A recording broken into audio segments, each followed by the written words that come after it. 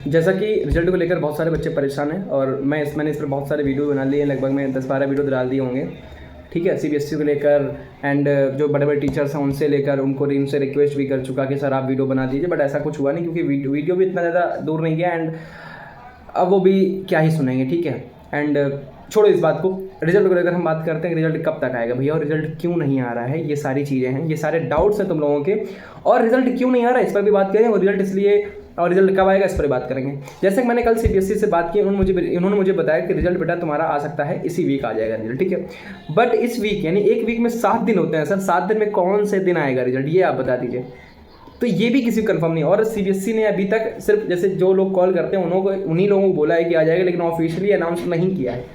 Officially कुछ भी announce नहीं किया सीबीएसई ने कि सर रिजल्ट कब आएगा। एटलीस्ट एक आर्टिकल, एक कहीं न्यूज़ बता दे, कहीं भी कुछ नहीं है। और तुमको अगर कहीं दिख भी रहा हो तो सब फेक है, इतना समझ लेना। ठीक है, अब जो सीबीएसई का जो रिजल्ट है वो लेट क्यों हुआ इस पर बात करते हैं। सिंपल सी बात है, रिजल्ट इसलिए लेट हुआ कि हो सकता है इसकी कॉपी का जो चेकिंग प्रोसेस है वो लेट हुआ हो, और ये भी हो सकता है कि इसमें कुछ प्रॉब्लम हुई हो। क्योंकि जब भी सीबीएसई कॉल करो वो सिर्फ इतना बताता है कि सर किसी वजह से डिले हुआ। जब उनसे पूछो वजह सर, तो वो कहते हैं सर ये सब बहुत ही ज़्यादा कॉन्फिडेंशियल होता है, तो वो कुछ भी नहीं बताते हैं और ना ही बताएंगे। मुझे तो साफ साफ यही चीज़ लगता है कि हो सकता है कि इसमें ऐसा तक ग्लिच हुआ हो कि शायद में कि रिजल्ट ना दे पा रही हो, रिजल्ट ऐसा कुछ हो गया हो, कॉपी रीचेकिंग बार बार कर रहे हैं, रीवेरिफिकेशन कर रहे हैं, ऐसा मतलब कोई बड़ा ग्लिच होगा सब। क्योंकि सीबीएसई अब तक कुछ ना कुछ दे देता बेटा, बट कुछ भी नहीं दिया।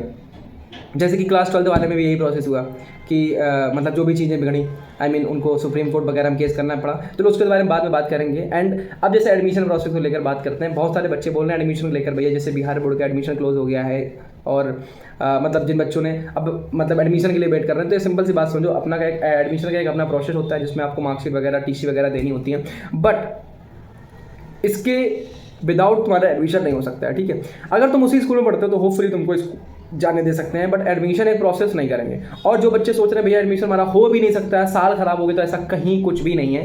ठीक है, ऐसा कहीं कुछ भी नहीं कि तुम्हारा साल खराब हो गया है। सिंपल सी बात समझो, एडमिशन का जो एक एडमिशन करने के बाद जो एक बोर्ड क्या बोलते हैं रजिस्ट्रेशन होता है, वो तुम्हारा बेटा अगस्त सितंबर के बीच में होता है जाकर। ठीक है, तो अब जब तुम्हारा बोर्ड का रजिस्ट्रेशन ही इतना लेट हो रहा है तो एडमिशन ले सकते हैं स्कूल वाले, बाकी अगर लेना चाहे तो ले सकते हैं। मेरा जब 9th में एडमिशन हुआ था तो मेरा एडमिशन बेटा अगस्त में हुआ जाके, बिल्कुल लास्ट में, क्योंकि मैं बाहर से आया तो फिर मेरा यहाँ पे मुझे कानपुर नगर में करवाना था, सरदार पटेल SPIC, तो उसमें मेरा जो एडमिशन लिया गया तो वो मेरा बहुत लास्ट में हुआ था एडमिशन, क्योंकि मतलब उतनी चीज़ें नहीं हो पाई, तो मैं लेट आया था। फिर भी एडमिशन ले लेते हैं क्योंकि उनको रजिस्ट्रेशन ही लेट होता है। जो तुम्हारा एक रजिस्ट्रेशन होता है, बोर्ड रजिस्ट्रेशन होता है, जो स्कूल वाले करवाते हैं, तो मतलब बोर्ड में पता चलता है यहाँ चलो तुम पढ़ रहे हो, तो वो लेट ही होता है। ठीक है, वो इतना जल्दी नहीं कर देते हैं, इसलिए मैं बता रहा हूँ एडमिशन सबका हो जाएगा। लेकिन जो रिजल्ट लेट आया है, लेट आएगा, बहुत लेट है रिजल्ट। आज बेटा 54 दिन हो गए हैं तुम्हारे एग्जाम को लेकर, बट अभी तक रिजल्ट नहीं दिया गया है। एंड बहुत सारे मेन स्ट्रीम मीडिया, अब तो मेन स्ट्रीम मीडिया इस चीज़ को कवर कर रही है क्योंकि ये टॉपिक बहुत हाईलाइट हो चुका है। जैसे NDTV हो गई, या फिर आज तक कल आर्टिकल पढ़ा था, परसों भी आया था आज तक का आर्टिकल, हालांकि वैसे तो नहीं बट आर्टिकल द्वारा इन्होंने कवर किया है। एंड अब इस चीज़ को बहुत ज़्यादा हाईलाइट भी मिला है क्योंकि ऑलरेडी बहुत सारे टीचर्स, बहुत सारे लोग बना रहे हैं इस चीज़ को कि सेकंड बोर्ड रिजल्ट इतना लेट क्यों हो रहा है, जवाब चाहिए, बट अभी तक सीबीएसई ने कोई जवाब नहीं दिया है। ठीक है, और मुझे लगता भी नहीं कि वो जवाब देगी सीबीएसई, क्योंकि यार देखो, जवाब देना होता तो अब तक दे देती, और सीबीएसई सिर्फ और सिर्फ बच्चों के साथ में खिलवाड़ कर रही है। इस टाइम पूरे भारत के अंदर ये जो सेंट्रल बोर्ड है ना, इतना घटिया बन चुका है, सीबीएसई इतना घटिया बोर्ड हो चुका है कि स्टेट बोर्ड भी इससे बहुत ज़्यादा बेहतर है, बहुत ज़्यादा बेहतर है। मैं तो साफ बोलता हूँ, जो बच्चे देख रहे हो जिनको 9th और 10th में एडमिशन करवाना हो, जो 11th 12th में एडमिशन करवाना चाह रहे हो, प्लीज़ हो सके तो सीबीएसई मत लो, कोई स्टेट बोर्ड इंग्लिश मीडियम ले लो, या फिर ICSE बोर्ड ले लो। इनमें इतनी दिक्कत नहीं होती है। इसमें कहीं इसकी वेबसाइट लीक हो जाती है, वेबसाइट हैक हो जाती है, कहीं कुछ हो जाता है, और फिर भी मतलब क्या बताऊँ, ये सेंट्रल बोर्ड है इसलिए इस बोर्ड को ज़्यादा लोग प्रेफर करते हैं। ठीक है, वरना ना ही लेंगे। और रिजल्ट जैसे कि उन्होंने मुझे बताया कि इस वीक में आ जाएगा, तो एंड इस वीक जो सीबीएसई का वर्किंग डे होता है ना, तो वो तुम्हारा मंडे टू फ्राइडे होता है, मतलब सिर्फ 5 दिन का वर्किंग डे होता है। ठीक है, तो मंडे निकल चुका है, आज ट्यूसडे, कल वेडनेसडे, थर्सडे एंड फ्राइडे, इन दिनों में रिजल्ट तुम्हारा आना होगा तो आ जाएगा। और मुझे ये भी नहीं लगता है कि रिजल्ट आएगा, सच बता रहा हूँ, मैंने उनसे बात की है और मैं सच में तुम लोगों से भी बोल देता हूँ मेरे बेटा रिजल्ट आएगा, बट मतलब अंदर से मुझे ऐसा लगता है कि शायद ही रिजल्ट वो इस वीक भी नहीं देंगे। कल मैंने उनसे ये बात बोली भी कि मैम आप अभी इस वीक बोल रही हो, आप नेक्स्ट बोल दोगे, नेक्स्ट वीक बोल दोगी, कहते नहीं सर ऐसा नहीं होगा, हम आपको 100% कन्फर्म कर रहे हैं कि इस वीक रिजल्ट आ जाएगा।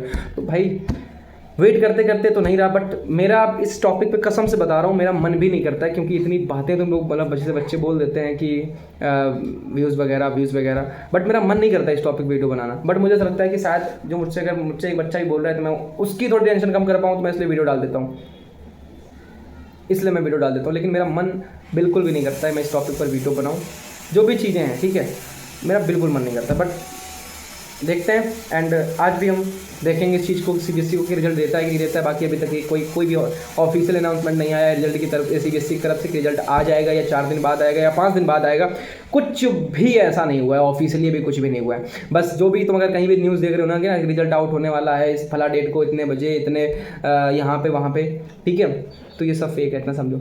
जब CBSE के ऑफिशियल पेज पे देखो तब भरोसा करना कि रिजल्ट तुम्हारा आएगा। ऐसे अपना दिमाग मत ख़राब करना, ठीक है, कोई भी बता रहा हूँ। और प्लीज़ मुझे तुम लोगों से एक रिक्वेस्ट है कि प्लीज़ स्ट्रेस मत लो।